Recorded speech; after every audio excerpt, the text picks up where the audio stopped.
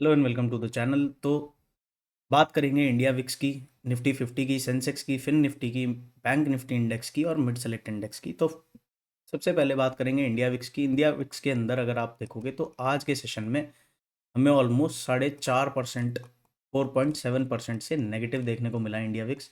India VIX के negative होने का मतलब ये है कि मार्केट के अंदर जो फियर और अनसर्टेनिटी का माहौल है उसके अंदर ड्रॉप आया है। तो ये डायरेक्टली कोरिलेटेड नहीं है मार्केट मूवमेंट से, बट इससे हम एक माहौल का पता कर सकते हैं कि भाई माहौल कैसा है। तो यहाँ पर फियर और अनसर्टेनिटी के अंदर ड्रॉप आया है, ऑलमोस्ट 4.7% से नेगेटिव है आज इंडिया विक्स।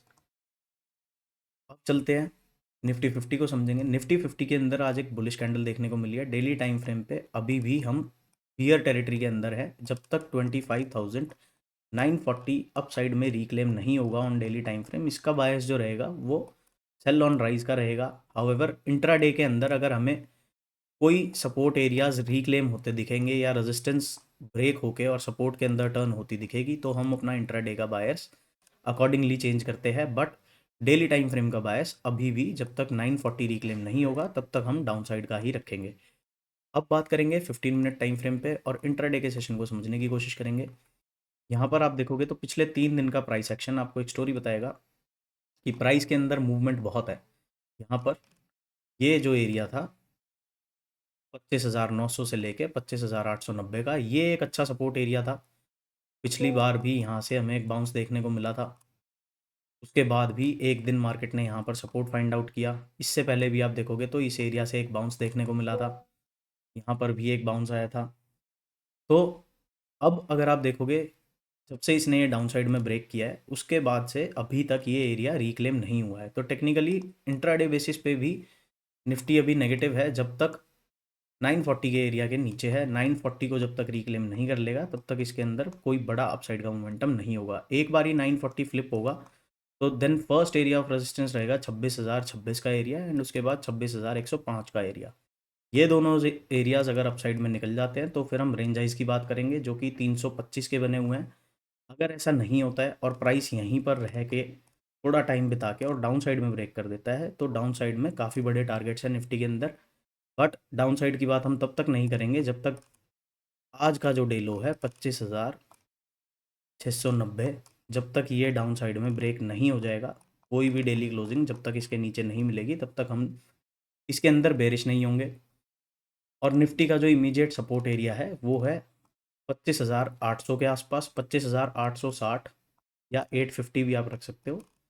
25,850 से लेके 800 तक का जो एरिया है वो निफ्टी के अंदर सपोर्ट की तरह काम करेगा। जब तक इस एरिया के नीचे नहीं निकलेगा निफ्टी तब तक इसमें सेल साइड के ट्रेड्स नहीं प्लान करने हैं। अप साइड की बात तभी करनी है जब 25,940 फर्स्ट एरिया ऑफ रेजिस्टेंस है। उसके बाद 25,050 का जो एरिया है वो नेक्स्ट एरिया ऑफ रेजिस्टेंस है। 26,050 का जो एरिया है वो नेक्स्ट एरिया ऑफ रेजिस्टेंस है। तो यहाँ पर ये निफ्टी का पूरा मोमेंटम हमने समझा। इसी तरीके से सेम है सेंसेक्स। सेंसेक्स के अंदर अगर हम रेजिस्टेंस की बात करें तो इमीडिएट रेजिस्टेंस 85,000 के नंबर पे है। 85,000 फर्स्ट रेजिस्टेंस है। उसके बाद 85,100 का जो नंबर है वो सेकंड रेजिस्टेंस एरिया है। डाउन साइड में नेगेटिव कब होगा सेंसेक्स?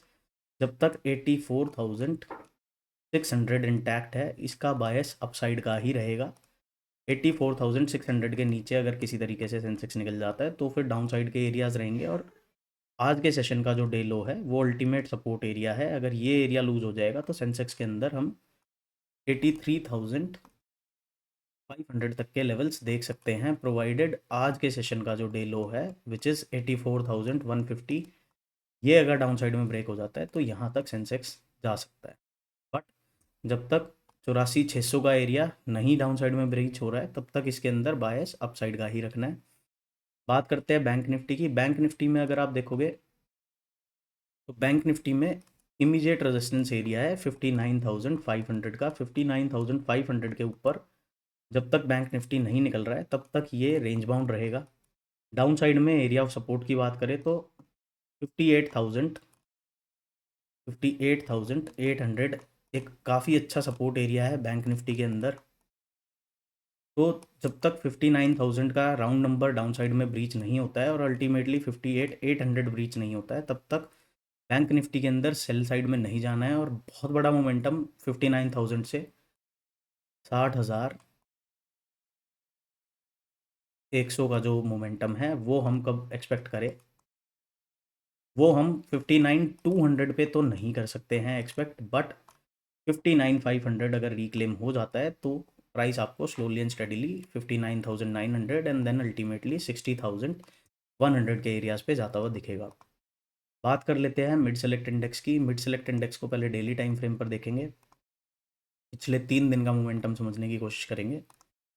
काफ़ी मूवमेंट रही है बट प्राइस अभी भी वही है। आज के सेशन में, आज का और कल का सेशन मिला के एक इनसाइड कैंडल का सेटअप बन चुका है मिड सेलेक्ट इंडेक्स में। तो इनसाइड कैंडल को ट्रेड करने का सबसे सिंपल तरीका है कि आप इस मदर कैंडल का, जो कि बड़ी कैंडल है, ये है बेबी कैंडल, तो मदर कैंडल और बेबी कैंडल के हाई लो को मार्क कर लो और जिस भी डायरेक्शन में आपको फॉलो थ्रू मोमेंटम मिल रहा है उस डायरेक्शन में आप अपने फर्दर ट्रेड्स प्लान कर सकते हो। अभी के लिए 13,790 एंड देन अल्टीमेटली 13,900 का रेजिस्टेंस, जो हम काफ़ी दिनों से मिड सेलेक्ट इंडेक्स के अंदर डिस्कस कर रहे हैं। एक बार ही 13,900 रिक्लेम होगा तो फिर हम जो ये रेंज हाइज है 14,118 के, इनको भी टारगेट कर सकते हैं। बट जब तक 13,790 के नीचे है, इसका बायस डाउनसाइड का रहेगा। एक्सट्रीम सेलिंग कब देखने को मिल सकती है? एक्सट्रीम सेलिंग तब देखने को मिलेगी कि जिस दिन 13,500 के नंबर्स डाउनसाइड में ब्रीच होंगे, तो हमें एक बड़ी सेलिंग देखने को मिल सकती है मिड सेलेक्ट इंडेक्स के अंदर। So this is all in this video. मिलते हैं नेक्स्ट वीडियो में। बाय बाय, जय श्री राम।